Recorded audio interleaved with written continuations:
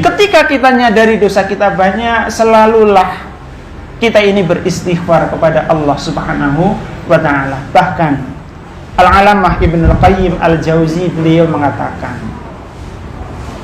innal abda la ya'malu sayyi'ah. Sesungguhnya ada sebahagian hamba Allah yang di dalam hidupnya selalu berbuat sayyi'ah. Sayyi'ah apa? Perbuatan buruk, perbuatan dosa, maksiat. Yadkhula bihal jannah. Tetapi dengan dosa maksiat yang ia kerjakan tadi, justru menjadikan dirinya masuk ke dalam surganya Allah. Wabarakatuh. Alhamdulillahirabbil alamin.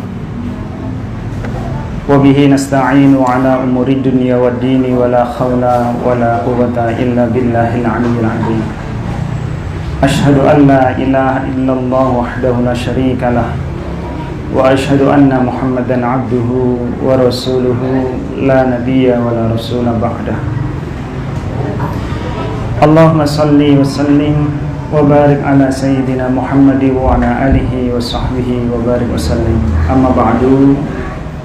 Ma'asyiral muslimin wal muslimat, bapak-bapak, ibu-ibu, saudara-saudari sekalian jamaah salat maghrib rahimani wa rahimakumullah.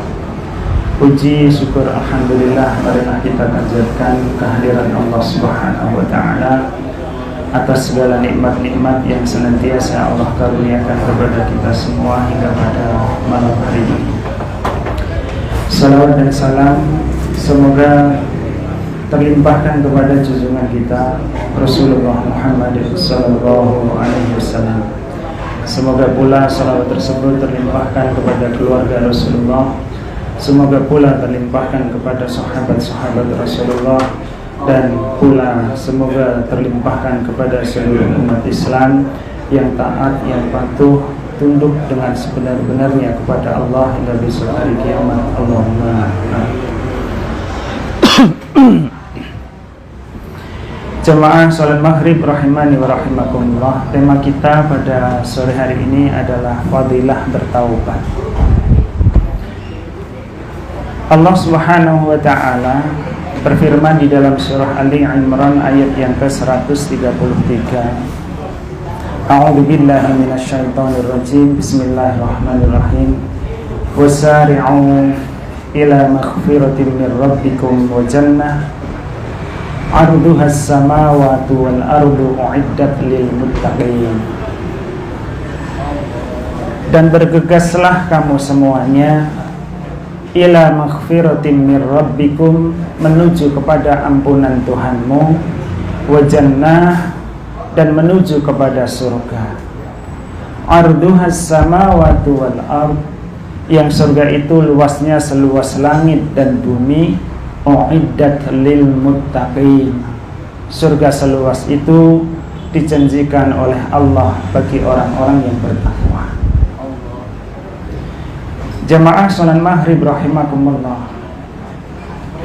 Allah Subhanahu wa ta'ala memerintahkan kepada hambanya, kepada kita semua, agar bergegas, bersegera, cepat-cepat bertaubat kepada Allah Subhanahu wa ta'ala.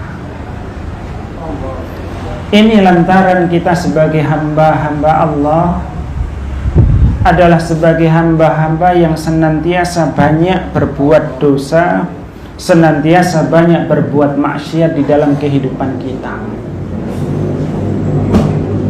Satu maksiat saat ini kita kerjakan, sebentar kemudian maksiat yang lain kita lakukan. Siang hari kita berdosa kepada Allah, malam hari kita menambah dosa kepada Allah Subhanahu wa ta'ala. Kiranya memang tidak ada satu orang pun di antara kita yang di dalam hidup kita ini menjadi orang yang bersih daripada dosa. Siapa di antara kita yang berani menyatakan aku nggak punya dosa, aku ini orang baik? Sehingga kebaikan kita suka atau sering-sering kita posting di sosial media, seakan-akan nyaris di dalam postingan itu sebagai upaya menunjukkan diri sebagai orang yang tidak punya dosa di dalam hidupnya. Padahal baginda Rasulullah sallallahu alaihi wasallam bersabda, kullu bani Adam khata'. Seluruh anak turun Adam itu, setiap anak turun Adam itu khata', memiliki dosa, memiliki atau pernah berbuat maksiat. Entah dosa dan maksiat itu ia kerjakan di ketika malam hari, di ketika siang hari. Entah dosa itu ia kerjakan dalam suasana sunyi, sepi, seorang diri, ataupun di dalam keramaian. Entah dosa itu kita lakukan bahkan mungkin terang-terangan, atau mungkin dosa itu pun kita kerjakan secara batin. Dosa adalah perkara yang senantiasa mewarnai anak turun Adam. Dan kita ini adalah orang-orang yang banyak dosa. Tidak ada di antara kita yang bersih dari dosa. Maka ada yang sebahagian memiliki anekdot atau guyonan, masjid itu tempatnya orang yang bersih atau tempatnya orang kotor. Masjid itu tempatnya orang kotor. Langgih mboten? Karena kita ini orang kotor, maka kita ke masjid, kan ngoten toh? Bukan dalam rangka kita ingin ngotori masjid. Kita datang ke masjid sebagai orang kotor karena ingin membersihkan kotor kita, dosa kita, agar supaya Allah berkenan mengampuni dan membersihkan dosa kita. Jamaah, para bapak, para ibu, rahimani wa rahimakumullah. Bahkan di dalam sebuah hadis yang diriwayatkan oleh Imam Muslim, baginda Rasulullah sallallahu alaihi wasallam sampai bersumpah atas nama diri beliau. Fawalladhi nafsi biyadihi, demi jiwaku yang berada di tangan Allah, laulam tudnibu, kalaulah kalian wahai kaum muslimin, kalaulah kalian wahai sahabat-sahabatku, kalaulah kalian wahai umatku, lam tudnibu, di dalam hidup ini kalian sampai tidak berbuat dosa.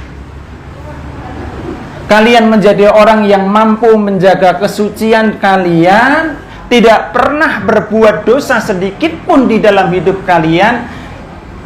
Sabda baginda Rasulullah sallallahu alaihi wasallam, la dhahaballahu bikum, justru Allah akan membinasakan kalian. Allah akan menghilangkan kalian dari kehidupan ini. Wala jaa biqaumin, dan kemudian Allah akan mendatangkan satu kaum yang lain, kaum yang bukan manusia kalian itu, fayudnibuna, yang kaum tadi itu kemudian mau berbuat dosa, yang kemudian kaum itu adalah kaum yang mau bermaksiat kepada Allah, fayastaghfirulahu, tetapi kemudian kaum tadi itu adalah kaum yang mau beristighfar kepada Allah. Setelah kaum tadinya dari dosanya, nyadari maksiatnya, kaum tadi adalah kaum yang mau beristighfar kepada Allah, fayughfarulahu, yang kemudian ia pun diampuni oleh Allah Subhanahu wa taala. Jadi di sini para bapak, para ibu, tidak menjadi sebuah keniscayaan harus kita menjadi orang Islam, menjadi orang beriman, menjadi hamba Allah itu harus suci, bersih dari dosa. Siapa orang yang bisa menjaga dirinya dari dosa? Sehari ini tadi saja misalnya, siapa kita sebagai suami yang tidak gremeng kepada istri? Ada enggak? Yang tidak gremeng kepada anak? Gremeng tahu nggak? Siapa ibu-ibu yang seharian ini tadi maaf juga tidak gremeng kepada suaminya, nggak gremeng kepada anak-anak? Itulah kita manusia, anak turun Adam, yang dikatakan oleh Rasulullah sallallahu alaihi wasallam, kullu bani Adam khata'. Setiap anak Adam itu punya dosa. Nah, para jamaah sekalian yang dirahmati Allah Subhanahu wa taala, ketika dosa itu sudah dilakukan, ketika dosa itu sudah dikerjakan, tetapi kemudian tidak bersegera beristighfar kepada Allah, tidak segera bertaubat kepada Allah, tentu dosa itu memiliki dampak-dampak buruk yang akan menimpa kepada pribadi pelaku dosa itu tadi. Dan kalau dosa itu sudah menjadi wabah di tengah-tengah kehidupan masyarakat, akan menimbulkan dampak yang bersifat lebih umum pula. Ada satu kisah. Sebenarnya kalau berbicara dampak dosa itu banyak sekali. Dampak kepada pribadi, saya mengambil ibrah dari kehidupan seorang alim yang bernama Ibrahim bin Adham. Bapak-bapak, ibu-ibu tentu pernah mendengar seorang alim ini yang bernama Ibrahim bin Adham ini. Di dalam kisah kehidupan beliau, Ibrahim bin Adham ini hendak menempuh satu perjalanan panjang dari Masjidil Haram menuju ke Masjidil Aqsa. Masjidil Haram letaknya ada di Mekah, sementara Masjidil Aqsa letaknya di Palestina. Bapak-bapak, ibu-ibu tahu perkembangan kondisi Palestina sekarang? Seperti apa kehidupan kaum muslimin sekarang? Bagaimana nasibnya Masjidil Aqsa sekarang? Saat Ibrahim bin Adham ini hendak mempersiapkan diri berangkat ke Masjidil Aqsa, belum ada pesawat ya Pak, belum ada bis berjalan. Kalaulah ada kendaraan, onta, himar atau keledai atau kuda. Sebagai persiapan yang beliau lakukan, beliau ini membeli korma, bekal yang hendak beliau gunakan di dalam perjalanan. Dan pedagang korma, bakul korma yang beliau beli itu, dia jualannya berada di depan Masjidil Haram. Saat beliau transaksi dengan pedagang korma tadi, uang diserahkan, korma diterima. Ibrahim bin Adham ini melihat di depan, di meja pedagang korma itu ada satu buah korma yang jatuh, Pak. Serta-merta beliau memiliki pikiran, ini paling kormaku yang ditaker, yang ditimbang tadi jatuh. Diambillah oleh Ibrahim bin Adham dan dimakanlah oleh beliau. Saya bayangkan kisah ini kayak yang biasa sering dilakukan oleh kita-kita, terutama istri-istri kita. Kalau beli buah biasanya gimana, Bu? Tanpa permisi, tanpa dapat ridhonya, pokoknya metil satu, kemudian oh ya beli, Bu. Mak jenengan ngicipi klengkeng Bangkok itu harganya berapa? 10 orang metil satu-satu gitu, genep setengah kilo. Tekor mboten bakule. Singkat kisah, 40 hari Ibrahim bin Adham ini sampailah di Masjidil Aqsa. Seperti biasanya, beliau kemudian mengambil satu tempat yang ia rasa untuk nyaman beribadah kepada Allah Subhanahu wa taala. Disitulah Ibrahim bin Adham ditunjukkan kekuasaan Allah Subhanahu wa taala. Ada 2 malaikat yang sedang ngerasani membicarakan diri Ibrahim bin Adham. Satu malaikat berkata kepada satu malaikat yang lain, lihatlah itu hamba Allah itu namanya Ibrahim bin Adham. Dia itu adalah seorang alim, ahli ibadah, rajin berdoa kepada Allah, dan senantiasa ibadah dan doanya diterima oleh Allah Subhanahu wa ta'ala. Akan tetapi sejak 40 hari yang lalu ia telah memakan satu buah korma yang tidak jelas halal dan haramnya. Dengan sebab satu korma yang tidak jelas halal haramnya itu, sekarang ibadah dia tidak diterima oleh Allah, doanya tidak lagi mustajab. Ibrahim bin Adham yang ditunjukkan kekuasaan Allah Subhanahu wa ta'ala itu bergetar hidup, bergetar hatinya. Berusaha, kemudian langsung beliau ini bersiap-siap mengemasi barangnya untuk kembali lagi ke Masjidil Haram. Padahal perjalanannya tadi berapa hari, Pak? 40 hari. Kalau kita suruh jalan seminggu gitu aja, pripun kira-kira? Dengkelan, Pak. Sampailah kemudian Ibrahim bin Adham di depan Masjidil Haram. Ia tidak menemukan laki-laki tua pedagang kurma yang saat beliau beli.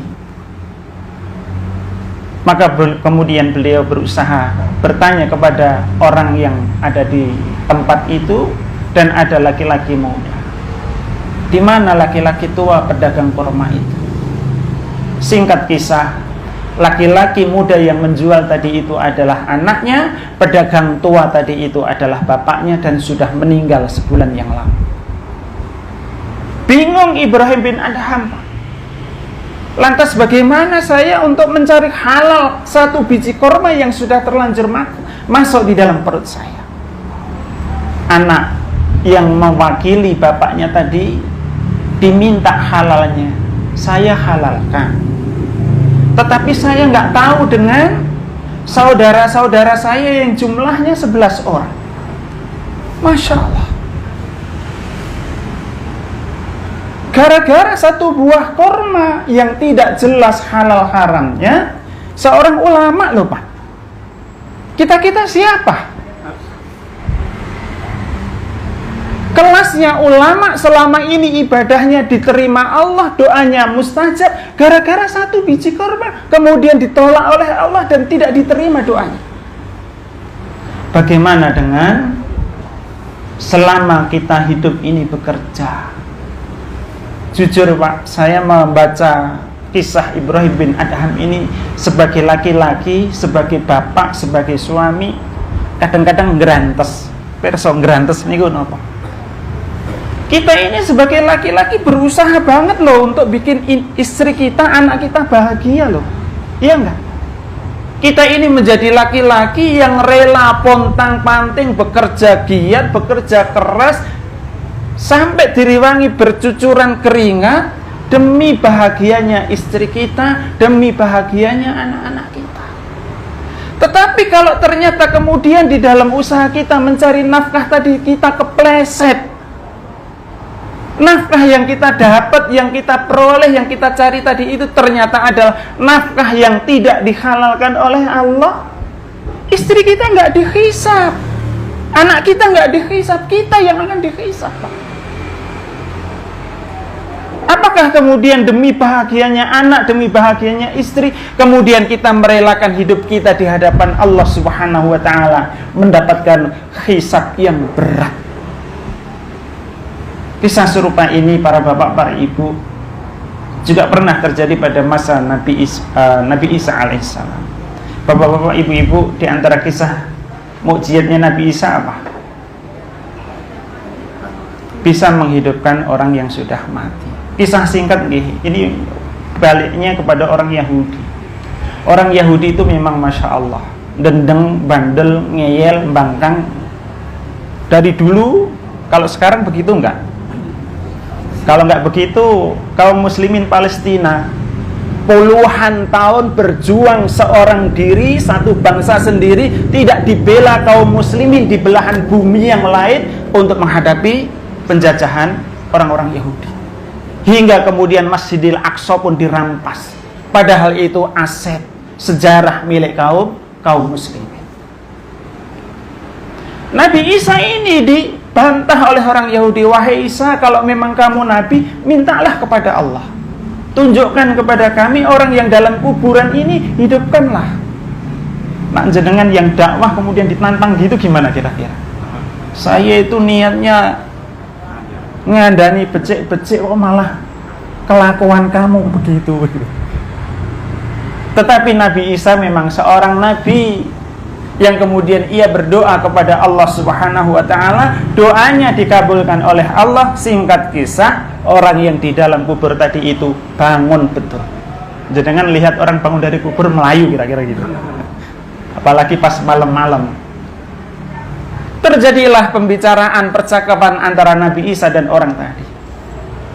Orang tadi ditanya oleh Nabi Isa, sudah berapa lama, berapa tahun kamu ada di dalam kubur itu? Dijawab oleh orang tadi, saya sudah ada di dalam kuburan ini sejak 70 tahun yang lalu. Terus Nabi Isa bertanya kepada laki-laki tadi, bagaimana keadaan hidupmu selama di kubur? Singkat kisah, ia menjawab, selama saya berada di dalam kubur, saya alhamdulillah mendapatkan kebaikan-kebaikan dari Allah, lantaran kebanyakan amal-amal saya alhamdulillah amal-amal yang baik. Cuman hanya saja ada satu perkara yang sepele, yang remeh-temeh, dan itu menjadikan aku dihukum oleh Allah, bahkan aku disuruh nunggu sampai hari kiamat. Apa urusan sepele yang kamu anggap remeh itu? Wahai Nabi Isa, 70 tahun sebelum aku mati, aku ini adalah seorang laki-laki yang pekerjaan saya ini sebagai seorang buruh. Kerjaan saya memikul barang, jadi tukang panggul. Pada suatu masa saya mendapatkan pekerjaan disuruh manggul kayu bakar milik seseorang. Di dalam perjalanan aku memanggul kayu bakar itulah aku patahkan satu tangkai kayu dari milik orang tadi, hanya sekedar aku gunakan untuk selilitan. Bahasa Indonesia ini apa? Sekedar untuk tusuk gigi. Gara-gara tusuk gigi kayu yang aku jadikan tusuk gigi itulah Allah menghukum aku, dan Allah memerintahkan saya untuk menunggu sampai datangnya hari kiamat, supaya saya menunggu hisab mahkamah pengadilannya Allah, apakah orang yang memiliki kayu bakar tadi itu mau menghalalkan atas diriku atau tidak. Para bapak, para ibu, berhati-hatilah kita di dalam bekerja. Jangan karena pengen kenyang, jangan karena pengen senang, jangan karena pengen bahagia, kemudian kita lupa dengan cara-cara yang kita lakukan untuk mendapatkan ma'isyah atau penghasilan di dalam kehidupan kita. Itu ketika dosa kita lakukan secara pribadi, dampaknya mengenai pribadi. Lantas bagaimana kalau dosa itu sudah menjadi wabah di tengah-tengah masyarakat? Coba kita lihat kehidupan yang ada di masyarakat kita. Pertanyaannya, Pak, sudut lini kehidupan mana yang sekarang ini tidak tersentuh oleh dosa? Urusan kehidupan yang sisi mana yang sekarang ini tidak tersentuh oleh maksiat? Urusan ekonomi, sudah banyak orang yang tidak peduli halal dan haram. Urusan politik, gimana? Demi meraih politik juga nggak pedulikan halal haram. Orang banyak sekarang ini musim-musimnya, orang menampilkan setiap kali ia berbuat baik, walau kemarinnya lagi banyak perbuatan-perbuatan buruk ia kerjakan, giliran ia berbuat baik, ia video, ia foto, kemudian ia posting di sosial media. Ia pengen dianggap sebagai orang yang baik, dan diketahui sebagai orang yang baik oleh masyarakat.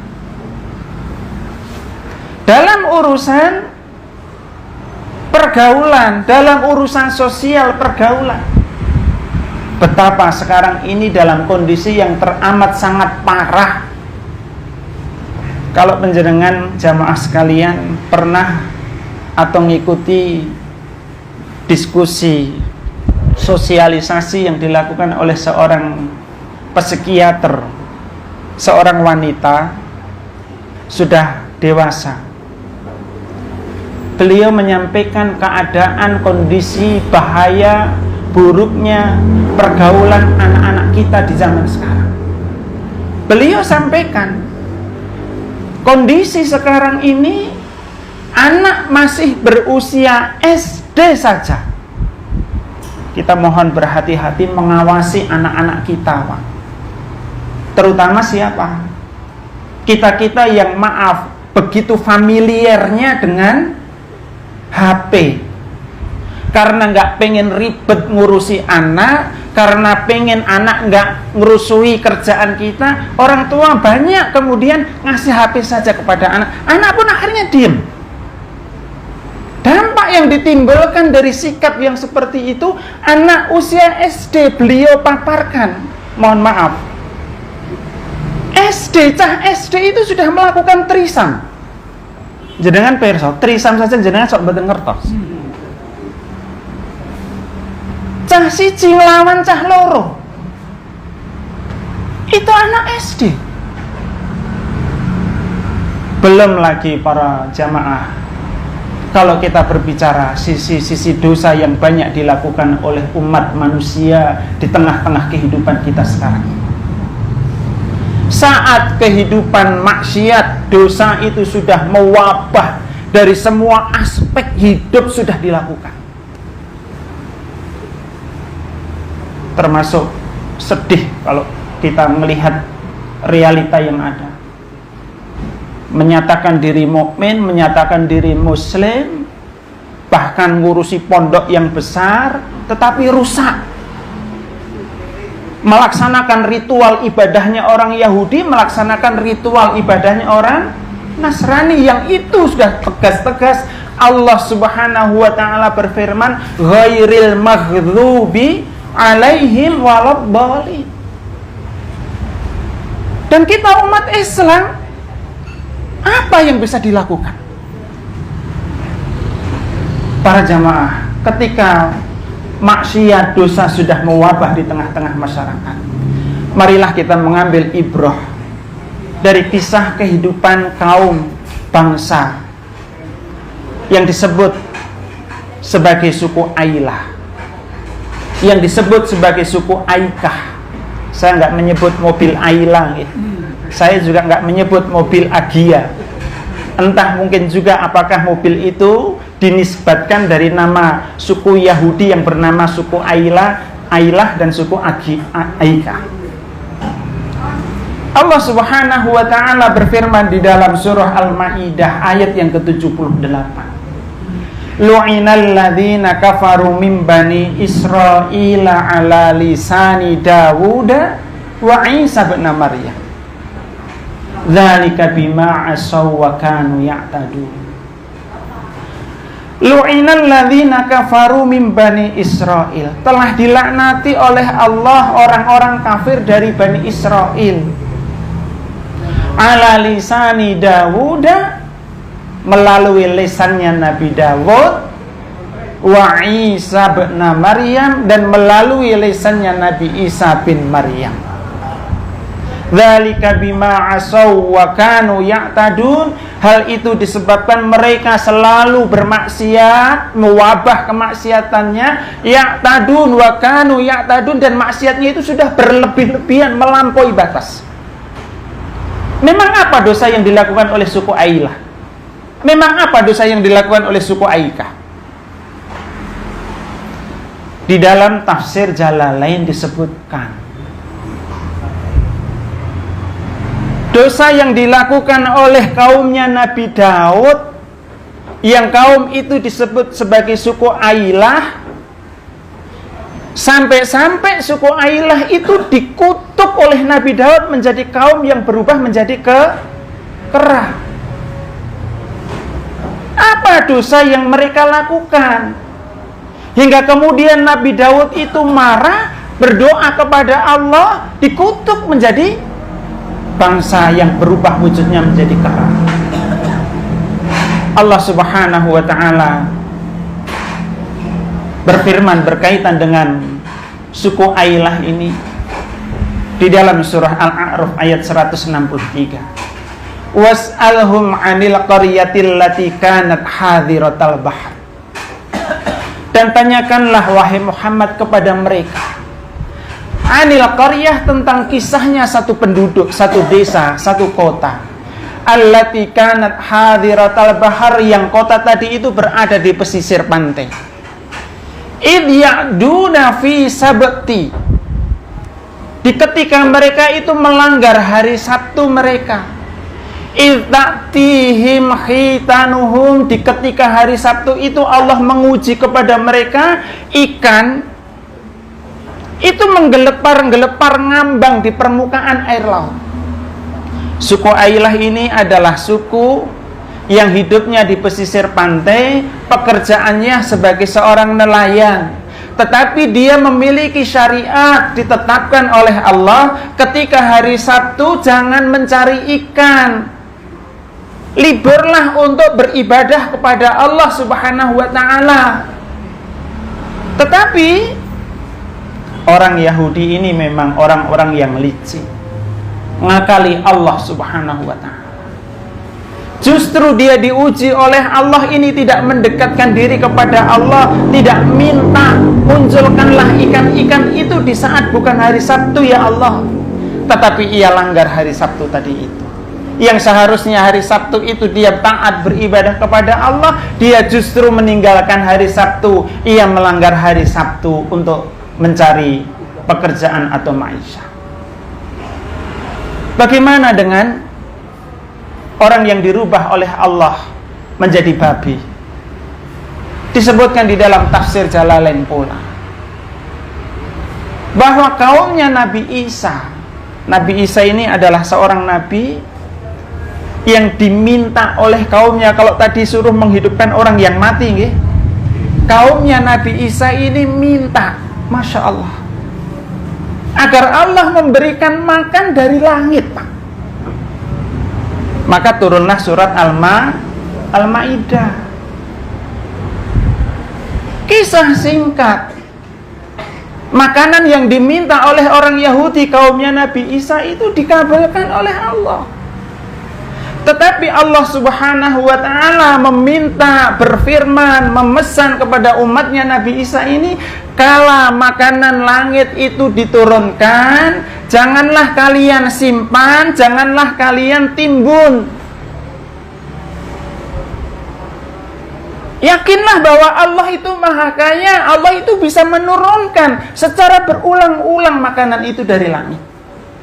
Tetapi orang Yahudi itu rakusnya nggak sudah-sudah.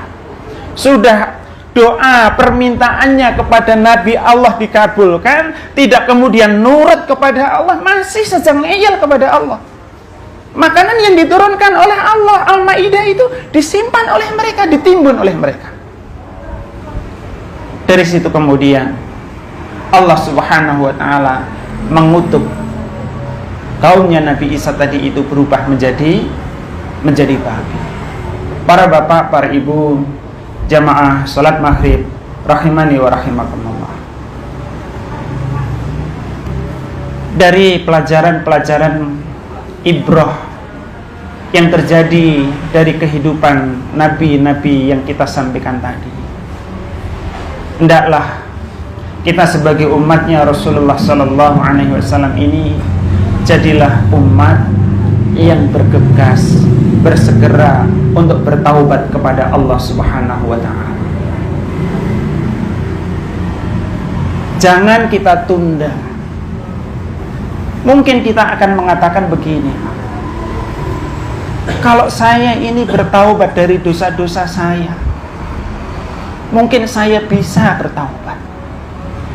Tetapi bagaimana kalau dosa-dosa itu dilakukan oleh mereka orang yang jumlahnya besar, oleh mereka orang yang kuat?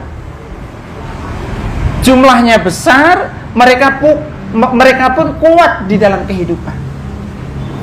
Para bapak, para ibu, kalau kita kemudian ada syariat, di antara penyebab Allah melaknat mereka kaum Yahudi dengan lesannya Nabi Daud dan Nabi Isa tadi itu karena maksiat yang panjang, dan kemudian ayat yang selanjutnya dikatakan oleh Allah, kanu la yatanahawna an munkari fa'alu. Itu semua disebabkan mereka tidak saling menghentikan maksiat yang mereka kerjakan, malah mereka ikut-ikutan. Lah kita mungkin mengatakan kalau sekarang ini dosa sudah menjadi wabah, semua lini aspek kehidupan sudah tersentuh dosa. Kita menghentikan dosa atas diri kita mungkin bisa dan harus bisa, Pak. Jangan ditunda nanti kita menghentikan dosa kita. Tetapi bagaimana kalau dosa itu yang mengerjakan adalah mereka-mereka orang yang jumlahnya besar, mereka orang-orang yang kuat? Mana kita mampu menghentikan?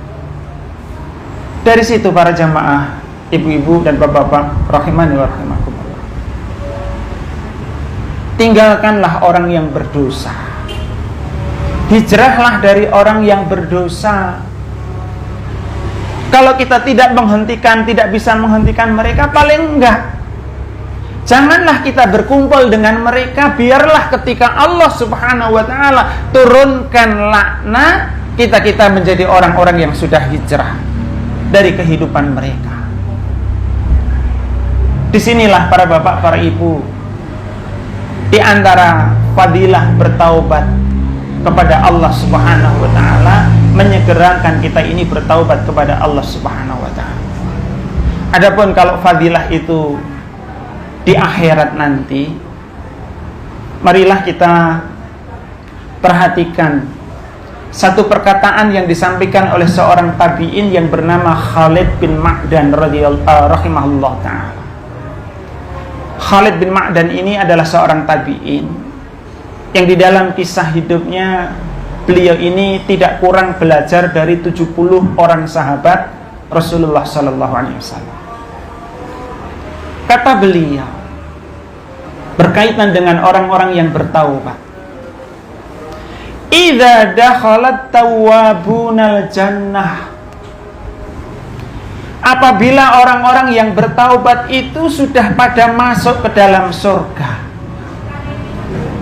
lalu maka orang-orang yang bertaubat itu pada berkata, alam ya'idna rabbuna, ya Allah, ya Tuhan kami, alam ya'idna, bukankah Engkau pernah berjanji kepada kami? Bukankah Engkau telah berfirman kepada kami, an-nurud dan nara, bahwasanya kami ini harus kembali ke neraka terlebih dahulu, qabla an nadkhulal jannah, sebelum kami ini harus tinggal di dalam surga. Ya Allah, kalau kita bahasakan dengan bahasa kita, bukankah Engkau telah berfirman, menetapkan atas diri kami, sebelum kami ini masuk tinggal di surga, kami harus dibersihkan dosa-dosa kami ini dengan melalui disiksa di dalam neraka. Kok sekarang kami ini sudah berada di dalam surga, kok kami tidak disiksa dulu di dalam neraka? Maka kemudian qila, dikatakan kepada mereka, innakum marartum biha, sesungguhnya kalian itu sudah pada melewati neraka itu. Sesungguhnya kalian itu sudah melalui neraka itu. Wahia khamidatun, sedangkan neraka dikala kalian melalui, dikala kalian melewati, neraka itu dalam keadaan padam. Para bapak, para ibu, bagaimana neraka yang panasnya sedemikian dahsyat, yang neraka itu dikala Nabiullah Adam diturunkan ke bumi, diusir oleh Allah ke muka bumi. Kemudian Nabi Adam ini butuh api, oleh malaikat Jibril diambilkan api itu dari neraka. Dan kemudian satu darah api dibawa dari neraka, ditaruh di muka bumi, bumi ini hendak meleleh. Diambillah lagi, dikembalikanlah lagi ke neraka. Bekas api neraka tadi itulah yang digunakan oleh Adam dan anak turunnya. Bagaimana api yang sedahsyat itu bisa padam ketika orang-orang yang bertaubat itu melewatinya? Kalau saya membaca riwayat ini, saat saya membaca keterangan ini, terus terang saya menjadi gundah. Apa iya? Masa neraka tidak membakar kepada orang-orang yang masuk melalui di atasnya? Maka kemudian para jamaah, bapak-bapak, ibu-ibu rahimani wa rahimakumullah, kita kemudian menemukan beberapa riwayat dan kita mendapatkan beberapa ayat firman Allah Subhanahu wa taala, bahwasanya Rasulullah sallallahu alaihi wasallam di dalam sebuah hadis yang diriwayatkan oleh Imam Ibnu Majah, Rasulullah bersabda, "At-taib minadz-dzanbi kamal la dzanba lahu." Orang yang bertaubat dari dosa-dosanya, betul dosanya banyak, betul dosanya seluas langit dan bumi, tetapi kemudian ia bertaubat kepada Allah Subhanahu wa taala. Dikatakan oleh Rasulullah sallallahu alaihi wasallam, kamal la dzanba lahu, orang itu seperti orang yang tidak pernah memiliki dosa atas hidupnya. Memang kita adalah orang-orang yang tidak pernah bisa bersih dari dosa, Pak. Sudahlah kalau kita ini mau berusaha menyisir dosa kita, terlalu buruk hidup kita, sangat tidak layak mendapatkan surganya Allah. Tetapi sebesar dosa itu, kalau kita mau bersegera bertaubat kepada Allah, dikatakan oleh Rasulullah, kamal dzanba lahu, seperti orang yang nggak punya dosa lagi. Lah kalau orang nggak punya dosa, maka bagaimana neraka itu mau mengazabnya? Apalagi kemudian kita mendapatkan Allah Subhanahu wa taala berfirman di dalam surah Al-Baqarah pada ayat yang ke-222. Di akhir ayat 222 itu Allah Subhanahu wa taala berfirman, "Innallaha yuhibbut tawwabina," terus wa yuhibbul mutatahhir. Sesungguhnya Allah itu cinta kepada orang yang bertaubat, dan sesungguhnya Allah itu cinta kepada orang-orang yang mensucikan diri. Nah, kalau Allah Subhanahu wa taala sudah menegaskan Allah itu cinta kepada orang yang bertaubat, mana neraka akan berani melawan, mengazab atau membakar orang-orang yang dicintai Allah? Disinilah kemudian kita menemukan kebenaran apa yang dikatakan oleh Khalid bin Ma'dan. Mungkin beliau kemudian membahasakan dengan bahasa beliau, sebagaimana kata beliau tadi itu, idza dakhalat tawwabunal jannah, ketika orang-orang taubat itu sudah masuk ke dalam surga, kemudian ternyata orang-orang yang bertaubat tadi itu sudah melewati neraka, sementara neraka dalam keadaan tidak membakar orang-orang yang bertaubat itu. Para bapak, para ibu, dari sini kita menemukan sesiapa saja di antara kita yang ingin selamat dari nerakanya Allah tanpa harus dicuci oleh Allah dengan siksaannya.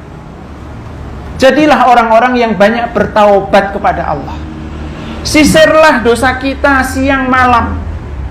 Terutama, maaf, ya tidak terutama, kita semualah yang sering terjadi pada orang-orang berusia 45, 50 tahun ke sana, suka-suka malam hari tiba-tiba bangun. Nggih mboten?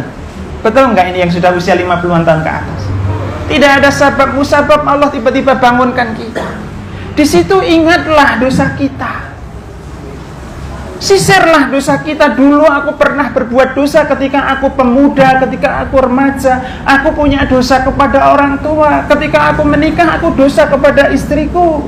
Istri kemudian pun melihat suaminya yang berbaring di sebelahnya, lihatlah laki-laki yang sekian puluh tahun, bukan siapa-siapa Anda, tetapi dia rela berjerih payah untuk berkorban membahagiakan diri Anda. Anda berdosa kepada suaminya. Ingatlah dosa-dosa kita.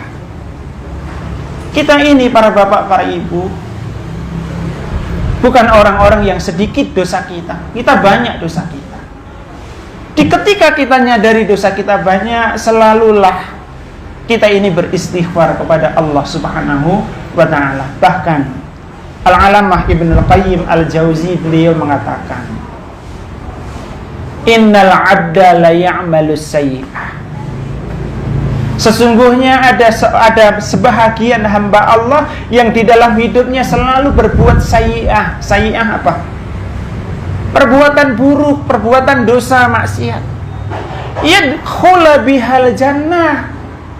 Tetapi dengan dosa maksiat yang ia kerjakan tadi, justru menjadikan dirinya masuk ke dalam surganya Allah.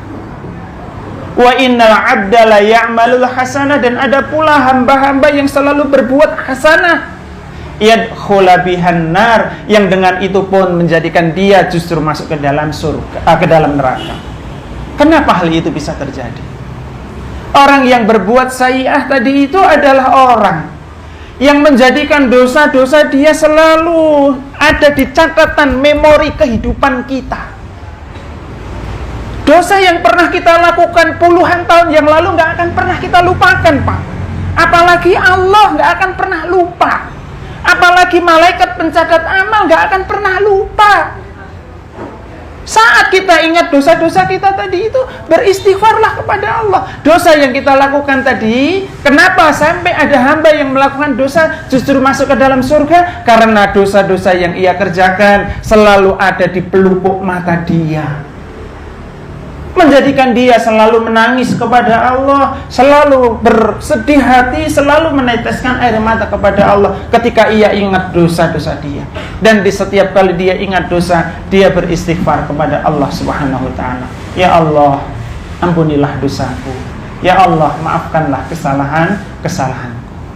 Disitulah Ibunda Aisyah Ummul Mukminin radhiyallahu ta'ala anha, beliau menyampaikan satu hadis, tuba liman wajada fi sahifatihi istighfaran katsiran.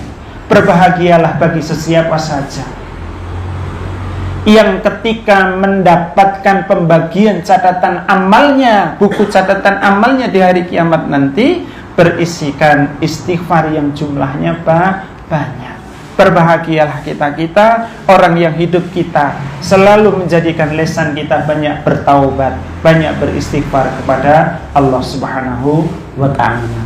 Aqulu qouli hadza astaghfirullah li wa lakum wa lisairil mu'minina min kulli dhanbin walhamdulillahirabbil alamin. Assalamualaikum warahmatullahi wabarakatuh.